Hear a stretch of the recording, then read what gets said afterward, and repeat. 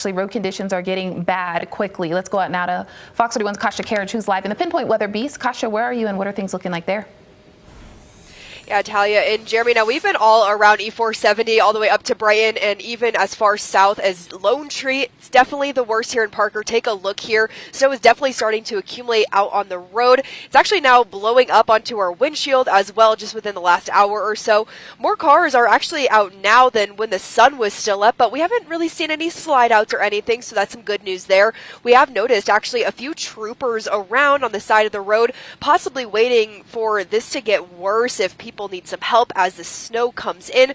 We have also seen more plows out in the last hour. They're working hard to make sure to keep these roads as clear as possible. I want to give you one final look though from the roof of our car. It looks to be completely frozen. So we're going to be out here all night long east of Denver and in these kind of southern suburbs here in this area, giving you looks out on the roads. But for now, reporting in the Pinpoint Weather Beast, Kasha Karich, Fox 31. All right, Kasha, thank you.